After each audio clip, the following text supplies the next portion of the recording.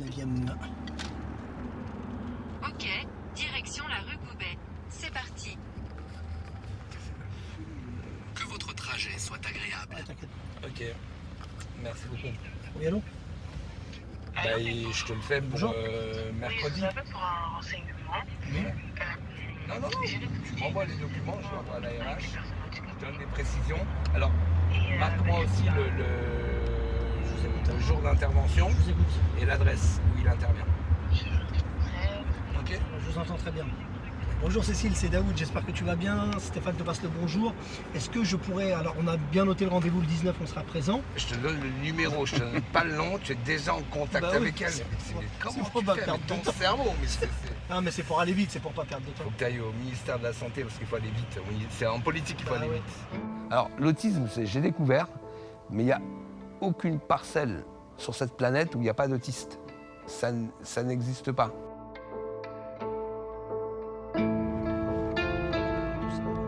Je m'appelle Daoud et je suis directeur dans la direction générale du Silence des Justes. Et avec Stéphane, mon ami, on a décidé de vous parler d'autisme. Mais cette fois, à l'étranger. Et vous voulez savoir pourquoi?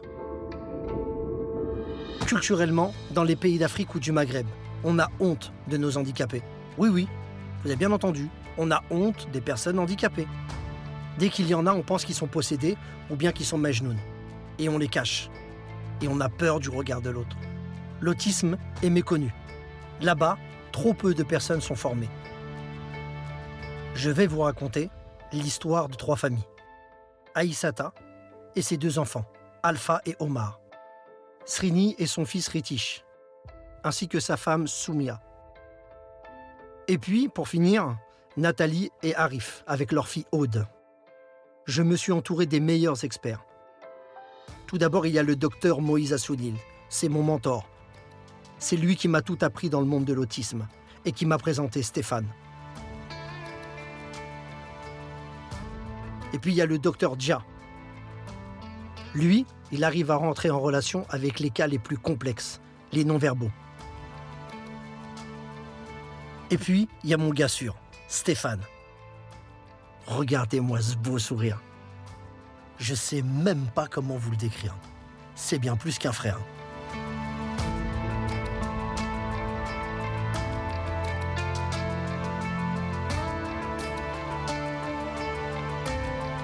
La phrase préférée de Stéphane, « Je vais trouver une solution ». Et avec cette citation, on a évité des drames. Mon adage à moi, rien n'est mort de ce qui respire encore. Et celle-là, elle est de moi. Et le silence des justes, c'est parce que je crois que leur communication, il n'y en a peut-être pas, mais en tout cas, il y a quelque chose qui est juste chez eux, c'est leur état d'esprit. L'autisme peut nous apprendre une seule chose, c'est à se taire. Frérot. Ouais, frérot. Avant de venir en France, tu faisais quoi? J'étais étudiant, j'ai galéré. C'est mon oncle qui m'a ramené ici pour que je continue mon étude. Et après, j'ai travaillé 2 ans au McDo. Et là, je travaille à l'aéroport depuis 20 ans. Daoud, ce film va faire le tour du monde et que les gens du pays là-bas vont dire « Mais regardez, Aïssa, il est là-bas avec ses enfants tranquillement. » Et là, il fait une interview en nous disant que non, restez là-bas, il y aura quelque chose là-bas. Non, au contraire, c'est pas ce que tu dis. Là, dans le documentaire, tu dis bien. Moi, j'ai cru que ça allait être le paradis ici. Ouais. Et c'est pas le paradis. Là, c'est bien ce que tu dis.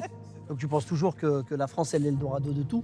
Mais en fait, non, absolument pas. Mais moi, j'ai pensé que la France est un Eldorado seulement pour l'autisme, parce que c'est ce problème-là que je vis. Oui. Et coucou maman. Allez, Alpha. J'étais une femme pleine de vie heureuse, une jeune femme qui avait une vie stable, une jeune femme aussi très instruite. J'aimais les enfants, je m'occupais des enfants depuis toute petite. Avant d'être même institutrice, j'étais une volontaire qui s'engageait dans les crèches pour aider des gens, m'occuper des enfants parce que je le faisais avec amour. J'étais avocate, mon époux était journaliste. Nous avions un enfant qui à l'époque avait 10 ans, le grand frère d'Aude, et nous savions que nous attendions une petite fille. Enfin, nous avions vraiment une vie très agréable, une famille nombreuse, extrêmement unie. Lorsqu'Aude est née, Adrien, qui était à l'école ce jour-là, était prévenu. Il est accouru avec une joie immense.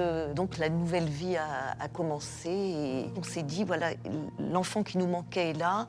Cette deuxième partie de notre vie avec 2 enfants va être merveilleuse. Vous vous demandez, mais eux, ils viennent pas d'Afrique.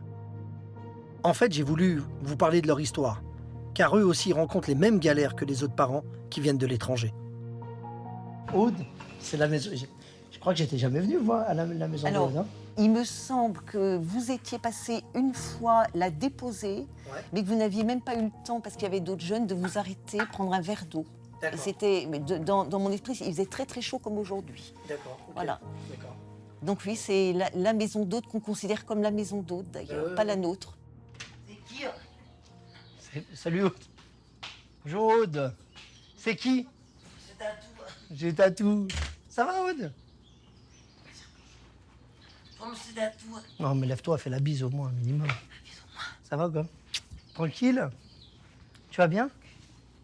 Bien. Ouais. On dit, tu racontes de beau, je suis venu te voir vite fait. Ça fait longtemps qu'on s'était pas vu. Tu regardes quoi là? Les quoi? Des oiseaux, d'accord. Et les crapauds, c'est fini? Les crapauds, c'est fini. Ça va, ouais? Ça va et toi? Ouais, elle regarde plus les crapauds? Si, ouais. Là, c'était la préférence des oiseaux, mais... D'accord. Ça va avec Awa? On sera à 3h. À 15h ou à 16h? On sera à 15h. À 15h, c'est bientôt. Quand tu as appris que tu étais papa et que tu as eu ton premier enfant avec madame à la maison, ça s'est passé comment? Ça s'est passé plutôt bien parce que mon grand-fils, il est né à la maison. Le temps que j'appelle le pompier, tout ça, heureusement, il y avait la famille qui était là, qui m'ont aidé. Après, ils ont accompagné à l'hôpital. Deuxième enfant, ce jour-là, j'ai travaillé. Il est né le soir à 21h, je crois, 21h par là, à l'hôpital. Pour le grand, j'étais prêt, comme il est né à la maison. J'étais prêt. Pour lui, j'étais pas prêt à l'hôpital. J'étais pas là à l'hôpital, en fait. J'étais content. Très, très content. En 2007, je suis tombée enceinte. Donc tout le monde aussi attendait l'arrivée de ce bébé avec joie et avec satisfaction. 3 ans après est né mon deuxième fils. Le bonheur s'est agrandi dans la famille.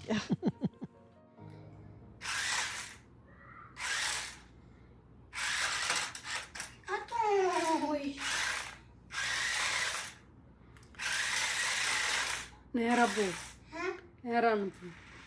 Comment tu as vécu l'annonce des 2 enfants handicapés et du diagnostic avec madame? C'est la souffrance totale.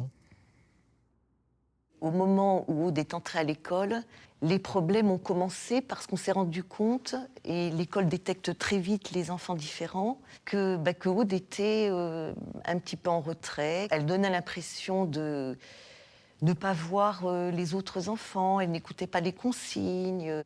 Et puis en même temps très confiante puisqu'elle allait à l'école, elle savait parler. Et puis on s'est rendu compte très vite qu'il n'y avait pas de progrès. Et que non seulement il n'y avait pas de progrès, mais que les comportements d'Aude étaient de plus en plus bizarres. Dès la première année de mon enfant, par rapport à son évolution, voilà, bonjour les inquiétudes. Je commence à le comparer aux enfants de son âge. Le fils d'une telle est né quand? Mais là, il commence à s'asseoir, il commence à marcher. Et le mien ne marche pas, ne marche toujours pas. Quel est le problème? Donc, je n'ai pas pensé à l'handicap, non. Il n'est qu'un seul pédopsychiatre dans tout mon pays. Et le rendez-vous était d'une attente énorme. Donc, j'ai attendu longtemps avant de voir ce pédopsychiatre et que les complications s'accentuaient de plus, à perdre patience par rapport à mon enfant. Moi aussi, je deviens hystérique. Voilà, donc là, j'ai vu le pédopsychiatre qui, après avoir fait quelques bilans et un diagnostic qui correspondait à ça, il me confirme que mon enfant est autiste. Voilà, c'est tout. Et il me remet un papier avec son cachet. Je suis allé rencontrer le docteur Moïse Assouline, ma référence, la référence dans le monde de l'autisme. Il va m'aider à décrypter les difficultés de diagnostic en Afrique. Les diagnostics pour les enfants handicapés sont insuffisants. Mais ils sont insuffisants souvent ici aussi en France. C'est-à-dire que ce sont des processus longs qui impliquent pas mal de services. C'est surtout sur la précocité du diagnostic. Il y a souvent, ça s'étale un peu trop dans le temps. Et l'autre chose, c'est la question du suivi et de l'accompagnement. Parfois, c'est complètement destructeur. C'est-à-dire que si une famille qui est bien insérée dans son pays va tout laisser en ayant l'illusion que l'intégration dans un dispositif d'accueil en France va guérir son enfant, cette illusion-là, de toute façon, elle est exclue. On ne guérit pas de ces troubles-là. Lui, c'est le papa de Aude. Il a dû arrêter son travail de journaliste pour s'occuper de sa fille à plein temps, comme beaucoup de familles dans cette situation. Il se passe à l'école ce qu'on va appeler une crise, un mot que je ne connaissais pas non plus, mais pas un caprice, on peut imaginer un caprice d'enfant, mais à la puissance 100. Et très vite, Aude est déscolarisée, c'est extrêmement brutal. Parallèlement à ça, la psychothérapie continue dans ce centre du 92. Aude fait ce genre de crise dans le centre qui la reçoit, et là, ce qu'elle n'avait jamais fait, elle se frappe les joues très très violemment. Et nous ne comprenons pas ce qui se passe. On voit notre petite fille de 5 ans qui se frappe violemment, on ne peut pas l'arrêter.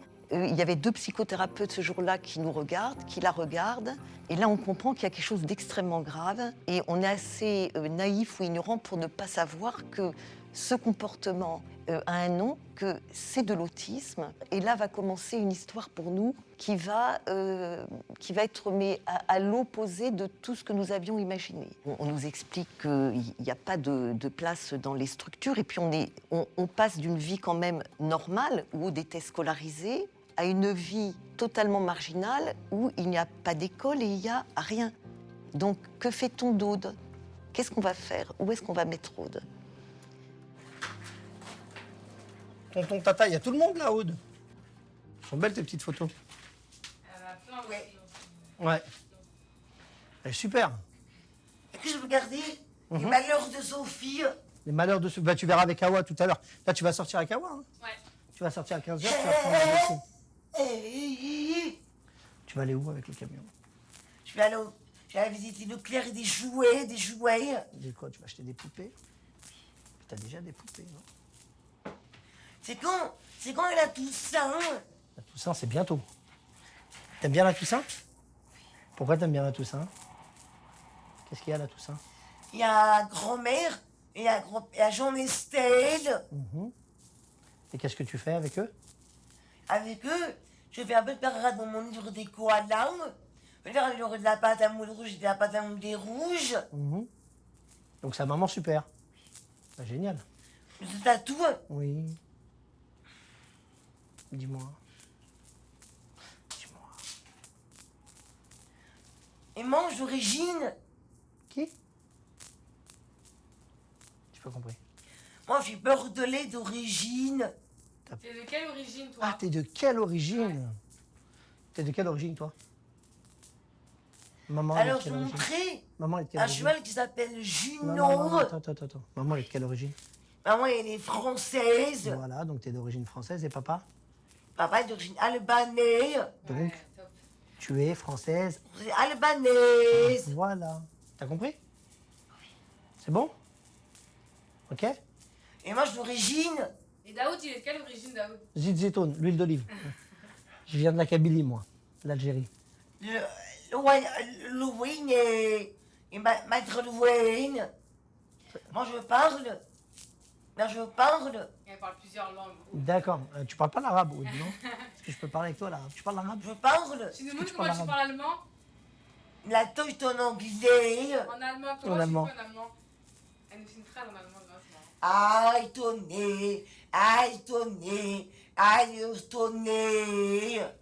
Et en arabe, t'as pas une phrase en arabe? Non, t'as pas? Salam alaikum. c'est le manonol. C'est le manonol, oui. Et le en chaleur, en anglais. Vous disiez maison-prison. Pourquoi maison-prison du coup? Alors une maison-prison parce que on y était quand même assez enfermés, c'est-à-dire que Aude, on était subordonnés aux éducateurs qui venaient, c'est-à-dire à l'époque c'était une AVS pour l'école et c'était une AVS qui l'après-midi revenait à la maison pour le mi-temps. Donc on était tout le temps à la maison et il était difficile à l'époque de sortir Aude. Aude n'avait pas, alors elle avait sa vie sociale se limitait à l'école, mais en dehors du temps de prise en charge par les AVS, c'était compliqué. Ouais. On n'avait pas de vie avec Aude. Oui. Et puis après, bien plus tard, elle a eu son éducateur là, qui était... Alors ça, c'était bien plus tard. Ça, c'était après bien plus tard, voilà, c'était ses 12 ans. Donc il y a eu plusieurs étapes comme ça. Mon mari était toujours à la maison aussi entre deux prises en charge. Donc ce système, il a duré jusqu'à ses 9 ans, à peu près.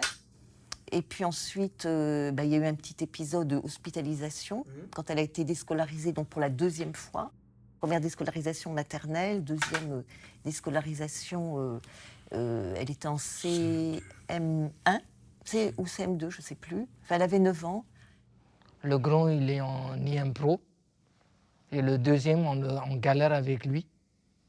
Parce qu'il n'y a pas de prise en charge pour lui. C'est pour le petit qu'on n'arrive pas à trouver de l'école ni rien du tout. On a fait la demande de IME, ça a été rejeté d'office. Là, il va que demi-journée à l'école et après la midi, il s'ennuie à la maison. Il n'y a pas de prise en charge ni rien du tout pour lui. C'est très très compliqué. Et ma femme et moi qui prenons la relève. Moi, comme je vais au travail, ma femme, des fois, elle n'arrive pas. Et on s'est perdu. Il n'y a pas de solution. Et on se bat. Des fois, notre cerveau il est tellement chargé, et je ne sais pas que faire. Et des fois, je prends d'aller en situation de suicider, en fait.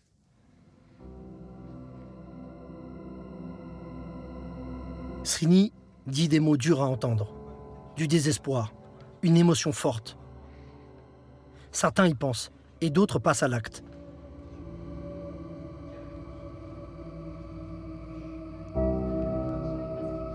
Pendant l'interview, son fils était très agité. L'école, parce qu'ils veulent le mettre en IME.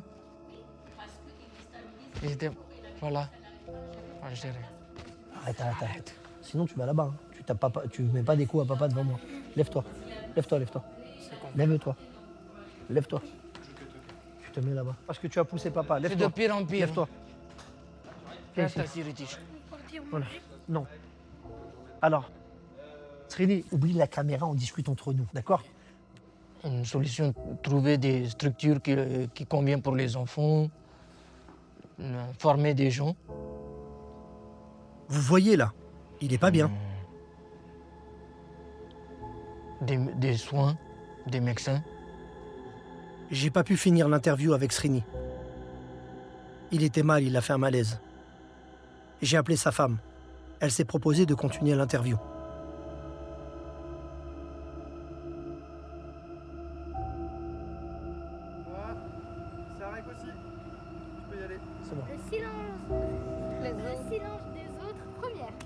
Il a une journée, il est parti au travail, le cœur va beaucoup de battre, la palpitation. Après, il va partir à l'hôpital, en urgence. Il a beaucoup de tension, il a augmenté. Après, maintenant, il prend le médicament aussi. C'est pas facile, hein? Oui, c'est pas facile. C'est pas facile. Moi, je commence mon fils aussi pour donner les médicaments, pour calmer tout ça. Parce qu'avant, je ne donne pas les médicaments. Oui, il n'avait pas de traitement avant. Voilà, avant. Parce que obligé, moi, je prends le médicament pour calmer, pour concentrer l'éducation avec l'AVS, avec dans l'école, ça se passe très bien un peu. C'est ça. Toutes les familles ont une préoccupation sur comment mon enfant va être accompagné après moi. Le suicide altruiste dont vous parlez, c'est-à-dire il vaut mieux que pour le bien partir et on part tous ensemble, ça existe aussi. Alors soit il y a quelques parents qui peuvent penser qu'il vaut mieux que leur enfant ne leur survive pas. Donc ça concernerait à ce moment-là des adultes handicapés. Et il faut en discuter, comme là, on revient au cas précédent. Mais quelquefois, c'est dans des situations, ce qu'on appelle les situations complexes.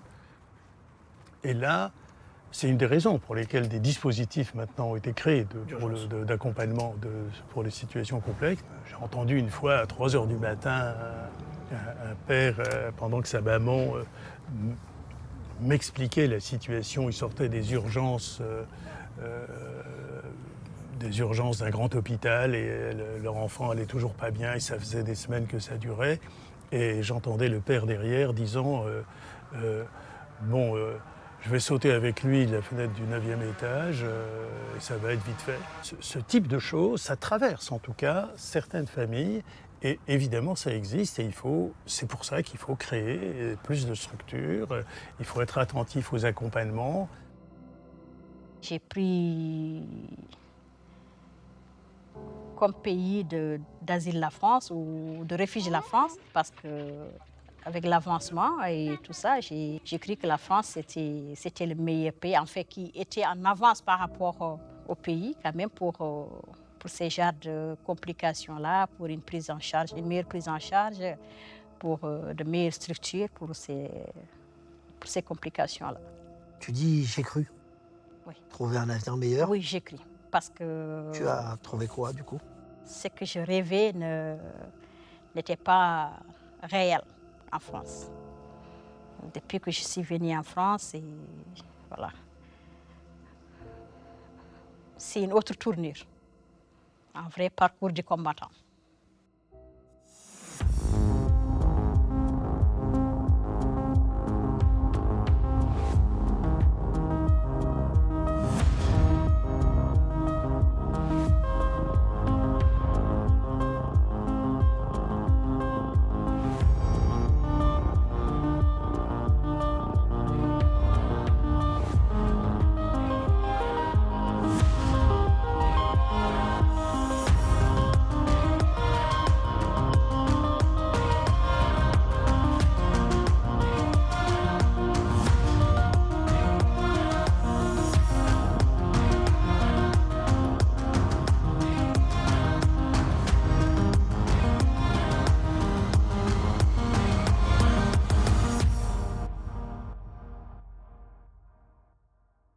On a dû être connecté avec d'autres autistes et d'autres familles de la planète.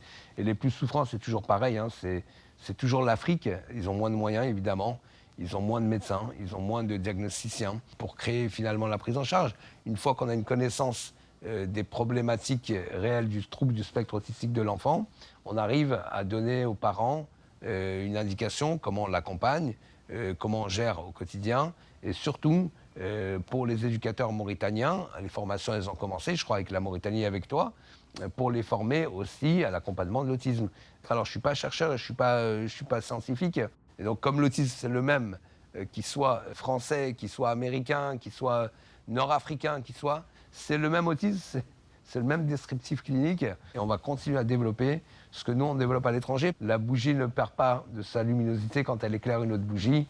Elle peut en éclairer autant qu'il y en aura besoin, surtout chez nos cousins, chez nos amis africains, sur ceux qui ont le plus besoin de lumière. On ne va pas se tromper de vie et d'engagement. En tout cas, notre engagement, il est réel et on va continuer à le développer en Afrique. Je relance encore notre parcours pour voir auprès de qui je vais demander. J'ai resté 2 ans à faire ce parcours du combattant entre les pédiatres, les pédopsychiatres, à demander qu'est-ce qu'il fallait pour cet enfant-là. Et je n'avais pas de réponse. Je me suis réfugiée dans la religion, dans d'autres pratiques, pour voir est-ce qu'il n'était pas ensorcelé ou qu'est-ce qu'il y avait quelque chose. En fait, les gens m'avaient mis ça dans la tête. Il faut voir de l'autre côté. Et le médecin n'a rien pu faire. Et tout ça, ce qui l'a retardé, c'est qu'on ne m'avait pas expliqué qu'est-ce que c'était l'autisme.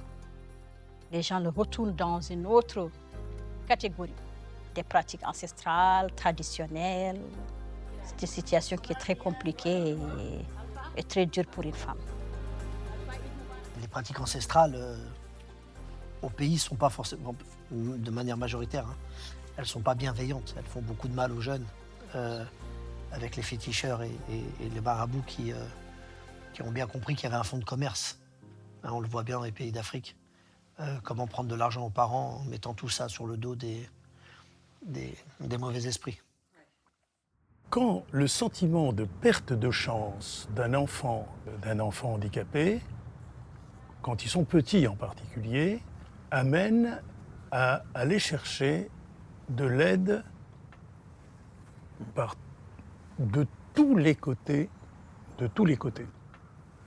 Et on s'est rendu compte qu'il y a des familles qui vont voir non seulement l'exorciste de leur religion, mais même elles vont voir l'exorciste de la religion du voisin si ça n'a pas marché, parce qu'ils vont chercher par tous les moyens possibles à ce que leur enfant puisse aller mieux. Il vaut mieux en discuter tranquillement, il vaut mieux accompagner les familles pour éviter que justement ça puisse aller trop loin et que par exemple il peut y avoir des formes d'exorcisme, des formes qui peuvent tirer du côté de la maltraitance. Il vaut mieux pouvoir accompagner les familles. Certaines familles, quelles que soient les religions, vont mettre la religion, je dirais, au-dessus de tout et vont être même une forme d'obstacle à un accompagnement, en tout cas, qui peut aider. Et je me rappelle d'un papa africain qui m'avait dit la chose suivante. Monsieur, quand je suis au Mali, je vais utiliser les moyens du Mali et je vais aller voir les rebouteux et les sorciers. Je ne vais pas hésiter à ça. Mais quand je suis en France, j'exige d'avoir le dernier cri de la science pour s'occuper de mon enfant. La limite, c'est la maltraitance. Le Qatar, il voulait, si tu te rappelles de la conversation avec le mec de l'université au Qatar... Ouais, je l'ai relancé, mais... Ouais, il voulait absolument prendre les idées qu'on développait. D'accord ? Donc, il voulait l'écolo, il voulait les week-ends apprenants, il voulait le répit, il voulait l'accompagnement fratrie, en fait, il voulait un peu tout. Pour le Maroc, là, je fais la lettre. Ouais, fais une proposition de courrier. Le Maroc, après, il y a Rabat aussi qui m'a appelé. Il faudrait qu'on... fais la réponse déjà, une première réponse, et après Rabat, je vais rappeler... Après, il faut que je te parle du Cameroun. Hein. Ouais, alors attends. On me demande d'aller là-bas. Aïssata, comme tu sais, on est en train d'organiser le premier salon africain. Il y a 26 pays qui ont répondu. Qu'est-ce que toi, tu attends en tant que maire de ce premier salon africain où on va pouvoir enfin parler des pathologies et de l'handicap? Je pense que ce salon sera un exemple et que ça va réveiller les pays africains à s'y mettre déjà présent, à construire des centres, à s'investir dans le domaine de l'autisme pour qu'il n'y ait pas une nouvelle forme d'immigration qui s'ajoute à l'immigration économique. C'est parti pour l'Afrique, au Cameroun, pour la première édition du Salon de l'autisme. Bon, j'y vais pas pour les vacances, hein. Quoique, j'aurais bien aimé. Hein. On est tellement content avec Stéphane d'avoir co-organisé ce salon. On voulait faire un état des lieux de l'autisme en Afrique et voir comment on pouvait avancer ensemble.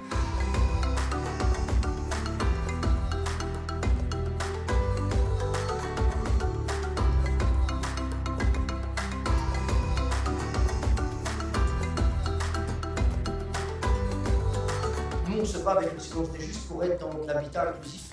Le but, c'est que ces gens-là puissent vivre en même temps que monsieur et madame tout le monde, dans la cité avec un grand C à Paris ou peu importe où, mais de leur donner l'espace de vie avec des droits. La réalité française n'est pas aussi paradisiaque qu'on pourrait le penser, parce que souvent on se dit en France c'est mieux. La France, elle a quand même 40 ans de retard, tout le monde le sait. J'ai rejoint mon ami Dia. Nous l'avons invité pour faire des conférences. Et il en a même profité pour faire des diagnostics gratuits. On t'embrasse, Anthony. On t'embrasse. Allez, bisous. Ciao. Allez, ciao. Ciao. Bonjour Dia. Bonjour Daoud. Dans l'expérience que tu as, ça fait très longtemps que tu pratiques avec les autistes, notamment du monde entier, tu les reçois. Tu as constaté que beaucoup de familles venaient de l'étranger et selon toi, quel était le constat à la fois de ces familles et de la problématique de l'autisme? Je dirais, dans les pays où je suis allé faire des consultations, les professionnels n'ont pas été formés du tout. Donc, ces familles pensent qu'ils veulent venir tous en Europe, et essentiellement en France, parce qu'à chaque fois, ils me posent la question, je dis, mais vous savez, c'est bien, on est déjà un peu saturé en France. Comme très saturé. Déjà, on a du mal à prendre nos enfants, comme on dit. Alors, moi, je dirais, j'ai dit aux familles, j'ai fait des consultations, j'ai dit aux familles, il faut vraiment qu'on vous prenne en charge sur le plan local, former les personnes, même avec des petits outils bien, et pour qu'ils ne fassent pas des voyages inutiles dans le sens parce que ça leur coûte excessivement cher. Et pour venir, et puis on sait très bien que tout est payant, parce qu'ils ne sont pas du tout dans le système. Et pas forcément trouver la prise en charge optimale. La prise en charge optimale. J'essaie de les former sur place quand je peux, avec des médecins ou même les professionnels, quand je dis professionnels de santé. Et puis il y a aussi peut-être la mise en place d'une politique sur l'autisme dans tous ces pays qui n'existe pas pour l'instant, d'après ce que tu as constaté. Dans certains pays, il n'y a même pas un truc gouvernemental, je dirais, du gouvernement, où il n'y a même pas un circulaire pour la prise en charge, il n'y a rien. Dans certains pays, moi j'ai vu, il n'y a même pas de sensibilisation. Quand on parle d'autisme, ah bon, c'est quoi? On m'a déjà posé la question, parce qu'ils ne sont pas du tout sensibilisés. Je me suis rendu compte, moi, personnellement, parce que j'ai fait des consultations ici, ce qui est important pour moi, parce que je suis venu d'ailleurs pour faire des consultations, et j'ai vu aussi la souffrance des familles. Je retrouve un peu également la souffrance des familles, comme je le retrouve dans mes consultations en France. Mais là, c'est un peu différent. Ils pensent que c'est une maladie mentale. Alors, je suis obligé de faire toute une... un peu de l'enseignement, comme on dit. J'ai dit c'est un handicap, donc ça sera toute la vie, mais il y a des possibilités d'accompagnement, la prise en charge correcte. On les forme et après ils prennent la relève. Nous, on ne va pas aller s'imposer en disant nous sommes les meilleurs, non. Avec Dia, on est parti visiter une école à Douala. Il était très attendu.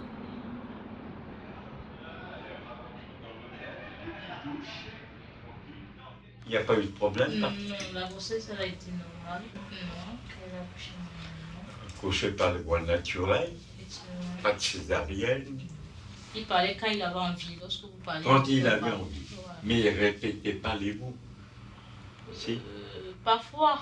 Parfois. Oui. Mais vous avez senti qu'il ne faisait pas une phrase correcte. Non. Ça a commencé à réfléchir jusqu'à l'âge de 2 ans, 6 mois. Jusqu'à l'âge 2 ans, 6 mois, 2 ans, 8 mois. Oui. Parce qu'il avait un problème de langage encore, c'est ça? Oui. Bon, ben, on va l'examiner. Voilà. Tu aimes ça? Il a peur qu'on le touche ou pas? Non? C'est pas vraiment comme je vous ai dit ça là. Mais il n'aime pas qu'on touche placé, il va toucher. Pardon?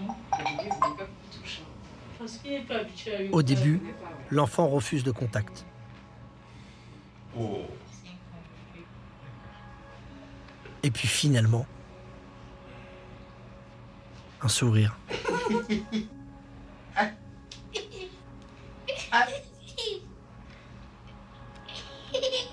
Il y a quand même des pays qui ont essayé de mettre en place. Ils ont rattrapé un retard. Ils n'ont pas mis des centres de diagnostic comme ça existe en France. Ils ont, formé le personnel. Et en fait, le diagnostic est posé dans l'hôpital général, direct. J'insiste là-dessus. J'essaie de mettre en place des formations initiales déjà pour les étudiants en médecine. Et puis, formation continue lorsqu'ils ont leur diplôme. Et puis après, comme on dit, il y a toujours ce fameux piqûre de rappel. J'y tiens beaucoup, le tutorat. Et puis il y a eu Cyril, qui est partenaire dans notre aventure. Cyril m'a accompagné pendant le salon. Il travaille pour une compagnie d'assurance. Il nous a aidés au financement et à sa réalisation. Depuis quelque temps, nous travaillons ensemble à l'écriture d'un projet pour accompagner les familles et les enfants. La direction m'a demandé de m'impliquer dans un groupe de travail pour vous accompagner de Silence des Justes sur une année. D'un point de vue technique, si on n'avait pas eu cette aide-là. Oui, parce que c'était pour la location de la salle. C'était hors de prix. Donc c'était la seule salle qui avait la capacité d'accueil. C'était la plus chère et c'était celle qui avait cette capacité d'accueil pour faire à la fois les expositions et à la fois les tables rondes et les débats. Donc bien sûr, en participant à tout ça, des idées viennent. De dire, nous, on est une compagnie d'assurance. On a des outils de téléconsultation partout dans le monde. On a des services pour soi, pour sa famille, pour ses amis. Parce que quand je pense à ça, je me dis le soutien psychologique des familles, indispensable. Donc je pense qu'il y a des possibilités en fait de sécuriser le parcours et les frais qui sont investis par les familles pour le soin de leurs enfants. Après avoir discuté avec beaucoup de familles et beaucoup de professionnels, certaines souhaitent partir, tandis que d'autres veulent rester. Un seul point commun, ils ont besoin d'aide. La prise en charge des enfants autistes au Maroc base sur beaucoup de méthodes, beaucoup de structures, beaucoup de stratégies, mais ça reste très très cher pour les familles. On constate que beaucoup de familles quittaient le Maroc au début pour trouver des méthodes nouvelles ou bien un bien diagnostic à l'étranger. Au Comores, actuellement, nous sommes le seul centre d'accueil dédié aux enfants vivant avec handicap. Le pays n'a pas de statistiques. Au Somalie, on a créé avec des équipes professionnelles, des psychologues, des neurologues, des psychiatres et d'autres médecins, et plein de mamans qui sont revenues au pays pour pouvoir nous aider. Et on a créé un centre qui permet de prendre en charge les enfants autistes. La plupart de ces enfants qu'on prend en charge, ce sont que les mères qui s'occupent de leurs enfants.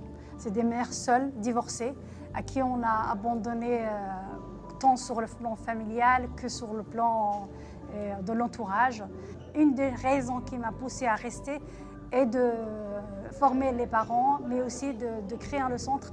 C'était vraiment éviter l'immigration vers l'Europe. Actuellement au Gabon, il y a des choses qui se mettent en place, qui commencent à se mettre en place du fait de la sensibilisation qui est assez forte par les associations de parents, mais surtout aussi des corps professionnels qui tirent la sonnette d'alarme, notamment les orthophonistes qui font un travail extraordinaire sur le terrain.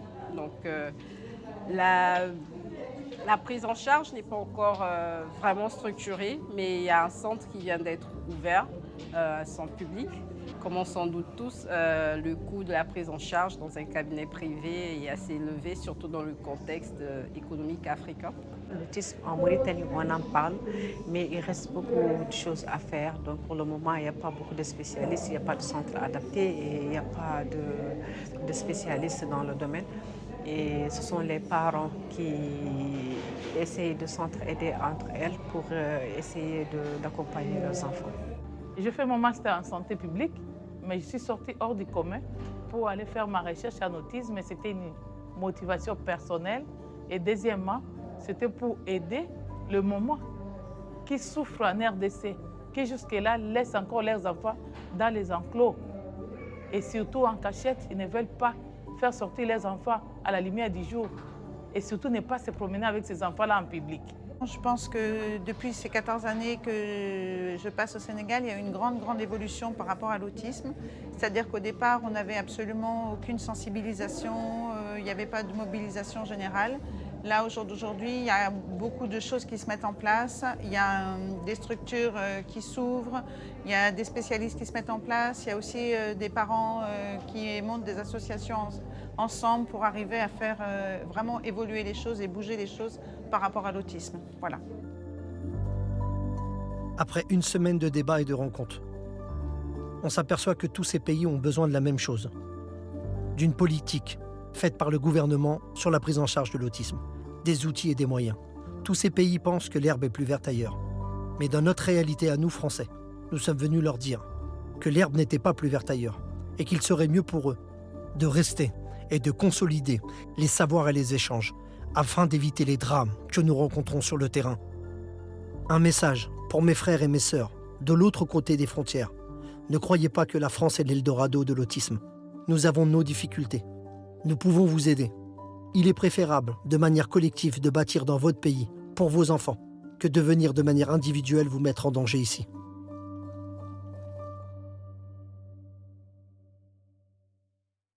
Et donc ça, c'est un travail non seulement qu'on va continuer à faire, mais qu'on va développer.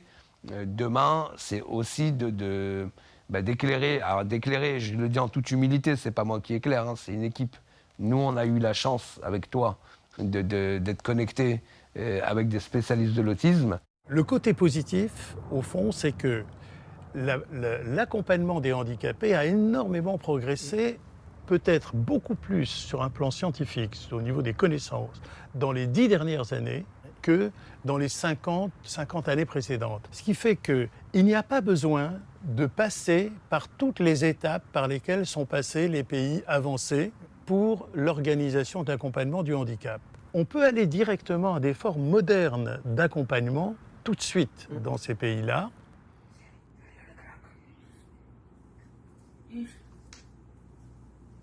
Y. J'ai un diplôme maintenant. Bravo. Oui. En fait, j'ai trouvé le travail beaucoup. Oui.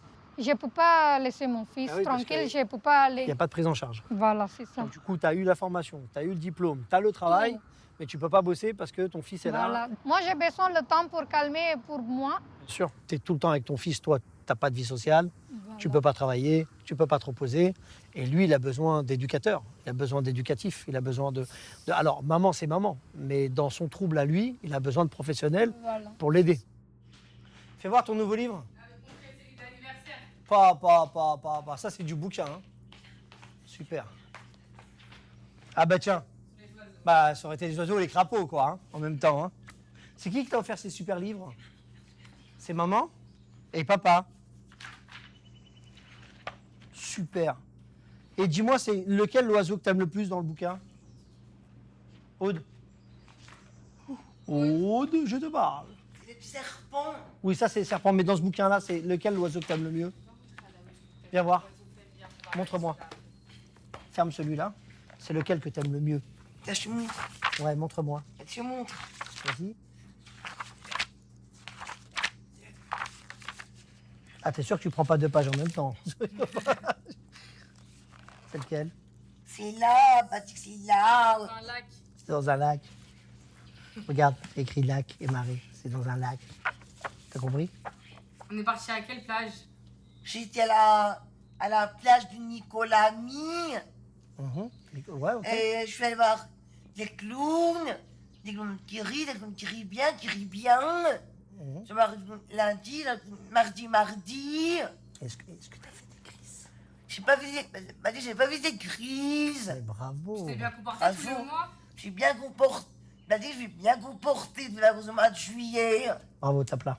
Et oh, tu sais que ça fait longtemps que t'as pas fait de crises. Tu te rappelles des grosses crises que tu faisais avant? C'est fini? C'est fini, T'en fais plus? fini. J'en ferai plus jamais. C'est génial. Fera, ouais. Eh ben, je vois que t'as fait beaucoup de progrès, grande beauté. Et donc là, il y a une bonne évolution. Bon, elle a des manies toujours. Maintenant, c'est le savon, le gel douche, etc.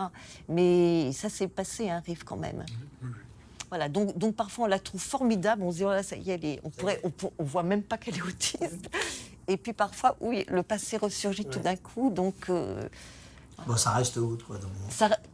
Elle reste haute, mais bon, elle nous fait bien rire parfois quand même. Hein, parce qu'elle sort des choses totalement inattendues. Et, elle a beaucoup d'humour. Hein. Voilà. Par exemple, hop, assez parlé, on passe à table. Elle n'a pas dit un mot, elle est arrivée en tapant du pied, et puis tout d'un coup, elle fait une phrase impeccable. Et puis, voilà, on se dit, bon, bah, elle n'a rien oublié quand même. Ouais. Salam alaikum. Quel halak, Aïssatou, ça va? Comment ils vont mes 2 copains? Ils vont bien. Omar est à l'école, Alpha il est là en train de circuler dans la chambre, faire des va-et-vient. T'avais déjà vu le docteur Latifa ou pas? Oui, et Didier Rabin aussi, parce que là, pourquoi je ne t'ai pas parlé, parce que je ne vais pas me saouler avec tout ça, il n'y a même pas un mois qu'il a commencé le traitement, Daoud. Quel traitement? Il est sous tertien. D'accord. C'est qui a prescrit? Oui, c'est ça. C'est qui a prescrit? Le tertien, c'est qui l'a prescrit? C'est votre pédopsychiatre, le docteur Didier Rabin, c'est ça? Didier Rabin, ok, d'accord. Et ça marche ou pas? Oui. Je ne sais pas. Tu sais pas? Ça avait l'air de marcher. D'accord. Ça avait l'air de marcher les 2 premières semaines. Dans ces cas-là, il faut que tu vois avec Assa qu'elle te prenne rendez-vous avec Didier Rabin et que tu réévalues peut-être avec lui le traitement. C'est-à-dire que si ça fait 2 semaines et que ça a bien marché et qu'avant le départ, bon, je pense qu'il peut être angoissé peut-être pour le départ et pas dormir. Si c'est juste avant, après il y a les activités, il dort bien. Retour d'activité, il dort pas parce qu'il fait rien, ce qui est normal. Du coup, il s'emmerde et il a du mal à dormir. Tu vois, ça, c'est important pour toi. Là, sur la préfecture, on a fait quoi? Du coup, on en est où avec la préfecture? Voilà, avec la préfecture, j'ai eu mon récépissé. Ah, bravo, félicitations. Ouais, une bonne nouvelle, un avancement de plus, un pas de plus. Donc là, j'ai eu mon récépissé et en attendant d'obtenir les papiers administratifs. Parce que j'ai obtenu Alors attends, une quand protection. tu dis que tu l'as eu, ça veut dire que c'est bon. Oui, c'est bon. Il n'y a pas de problème. Tu l'as dans tes mains ou il faut aller le chercher? Je suis allée le chercher, j'ai un peu galéré. D'accord. Mais tu l'as? Oui, je l'ai dans mes mains. C'est bon. Tranquille, ok. Ouais. Voilà, donc Super, bravo. là, On a gagné une étape. Ouais. Côté administratif, c'est OK. C'est bon. Voilà. La MDPH avec... MDPH, c'est une galère encore. Avec Alpha et Omar ou que avec Alpha? Avec Alpha qui a eu son diagnostic. Ouais. Omar qui n'a pas encore eu son diagnostic. Et actuellement, il est tout seul à la maison avec toi? Il est tout seul avec moi, on passe des journées et... D'accord. Ça se bagarre? Oui, ça se bagarre. Ouais.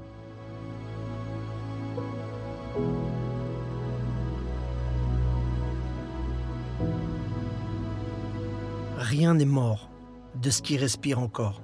Avec Stéphane, on a voulu vous montrer une réalité. Nous sommes responsables. Vous êtes responsables. Nous sommes tous responsables d'un point de vue humain. J'ai une question. Qu'allons-nous faire maintenant? Au-delà des politiques de la communication des médias, je crois qu'il faut mettre un jour en avant la lumière sur l'autisme pour se dire qu'on a autre chose à faire dans ce monde et dans cette planète, se battre pour des territoires ou pour des trucs, pour tout ce que tu veux. On devrait plutôt s'occuper de l'essentiel. Pourquoi? D'abord parce que quand on aura fait le plus difficile, c'est-à-dire de trouver les solutions d'un enfant autiste, tout le reste sera beaucoup plus facile. Et quand je discutais hier avec le directeur de l'unité ado, il m'a dit, je lui ai dit jusqu'où on va à un moment donné, il faut qu'on stoppe parce qu'il faut pousser, il faut trouver un lit, il faut trouver les apparts, il faut trouver les... Il m'a dit le jour où on commencera à refuser l'urgence, on commencera à décliner. Alors j'ai retenu la phrase, j'ai pas beaucoup dormi cette nuit et j'ai compris qu'il a raison. Attendez, c'est pas fini, hein? Les familles d'habitude viennent chez nous par urgence. Aujourd'hui, c'est différent. Avec Stéphane, on a décidé de leur offrir un bon moment de répit autour d'un repas. Nous saluons votre courage d'avoir témoigné face caméra. Et pour ça, on vous dit merci. Silence des autres, restaurant première. Lors du repas, nous, on vous a invité d'abord pour vous remercier. Et parce qu'évidemment, les parents, c'est ce qu'on a de plus précieux. Avec Stéphane, on voulait absolument se rencontrer parce qu'en fait, on n'avait pas eu le temps, hein. Et puis, c'était important, par exemple, pour Aïssata qui vient d'arriver, qui cherche un diagnostic, 15 ans d'attente. Mais c'est quand même intéressant de voir que famille française, installée en France, prise en charge en France depuis le début, 15 ans. Alors, prise en charge en France, mais bon, ce qu'il faut dire aussi, c'est prise en charge à nos frais pendant quand même 10 ans. Il faut manger. Oui, il faut manger. Il faut manger, oui, tout à fait. Donc, il y a encore du boulot. Il y a du boulot, mais bon, on avance. Encore du boulot. Et elle en est où, Aïssata? Parce qu'on va le romancer pas exactement. Là, les choses avancent. J'ai reçu la reconnaissance pour intégrer officiellement la France. Pour la prise en charge, ça reste encore. Il n'y a pas eu la reconnaissance au niveau de la MDPH. Le dossier est toujours en cours de traitement. Comme vous savez, les choses traînent. Donc, ça prend Donc, encore il n'y a pas son temps. d'orientation. Et qui s'occupe de lui alors la journée? Je suis la seule à être avec lui. Je comprends. Moi, je voulais savoir, Srini, il va comment? Parce que la fois dernière, on s'était quitté pendant l'interview là où il avait un peu monté ton fils, mais il va mieux, Srini? Oui, ça va, il va bien. est mieux. Bon, ça, c'est une bonne nouvelle. Et moi, j'ai une dernière question. Si vous avez un rêve, c'est quoi? Chacun d'entre vous. Que ça serait que la dignité et la particularité de nos enfants soient préservées dans un avenir meilleur. Meilleur. Ouais. Pour les parents que pour les enfants. D'accord. Et pour vous? Je n'ose pas le dire, mais... Ah non, vous savez? J'ai beaucoup fâché les psychiatres. Moins de médicaments. Moins de médicaments. Une belle vie avec moins de médicaments. Et là, pour nous, ce serait vraiment une victoire. Mon rêve, c'est que tout le monde se lève le matin et se pose la question qu'est-ce que je fais aujourd'hui de mieux pour améliorer la qualité de vie de ces fabuleux personnages. Mais bon, c'est utopique. C'est beau rêve. Moi, le mien, mon rêve à moi, c'est que le jour où je dois rendre des comptes, j'ai des bus et des bus d'autistes qui disent ça y est, on n'est plus autiste, on vient t'aider. Tu nous as aidés ici, on vient t'aider là-haut. Voilà. Et du coup, j'ai cherché Stéphane. Ah, mais écoute, moi je suis là. Puisque Dieu dit chez nous, si vous avez un ami et que vous ne le voyez pas, appelez-le et on viendra le chercher. Donc j'irai chercher Stéphane. Avec grand plaisir. Ça se fera une réunion. Tu imagines le nombre de bus, les trains. Et ne m'oublie pas, hein, Daoud. Non, je t'oublie pas. Ouais. La SNCF, voilà, ce jour-là, ils sont à l'heure.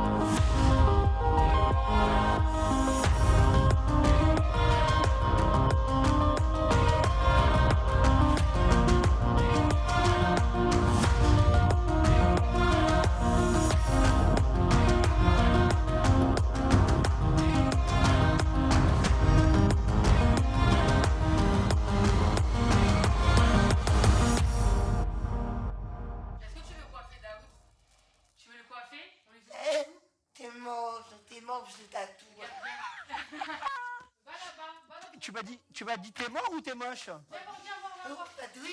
Pas toi, Regarde. Tu peux me coiffer ou pas? Regarde les cheveux. Est-ce que j'ai des cheveux pour que tu me coiffes? J'ai pas de cheveux, moi. Tu peux pas me coiffer? Regarde les cheveux. Voilà. Ah ouais, quand même.